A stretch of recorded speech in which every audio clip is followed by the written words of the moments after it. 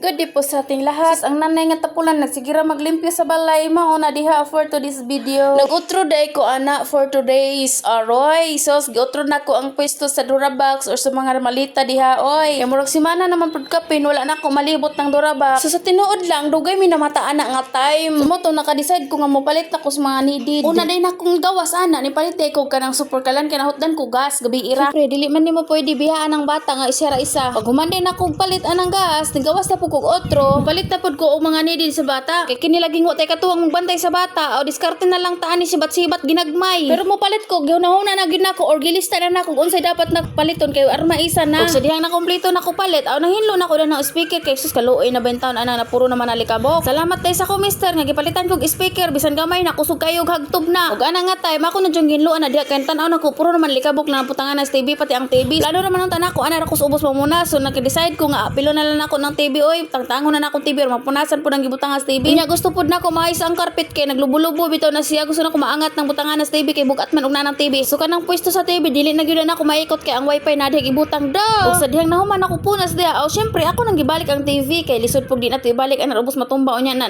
mabasag gyud. Ug usa pa dako na akong pasalamat sa naghatag aning TV. Salamat kaayo nimo. Ug sa dihang nagmikos-mikos ana ang ilawom. Dali-dali na nako mikos oy. Kani akong gibuhat schedule lang gyud din taon ni. Kay kung matulog ang bata magbisihan naman ta kaayo bisag unsa naman itong pangkuri-kurion dili sa sulod sa balay. Kay kung musabay ka sa tulog sa imong mga anak ada manimaho gyud ang imong sulod sa balay. Pero bisan pa man katugon ka ay agwantahan ang katugon oy kay para mahinlo na diha. Dalion gud natong hinlo kay aron makatuog pud ta. Ang dugay ra man nato anang hinlo kay magpunas-punas ta isa-isa sa mga gamit kay naman ni alikabok pud oy. Kini mao lagi nitong papel limpyo diri la pa dito hugas diri mao na diha si kaso nila. So obisi pa ta karon kay gagmay pa man sila asa ra manapuhon kung manag ko hayahay nagud sugod ta. Murag taas-taas naman ni siguro ni murag anira ko tamad hang salamat.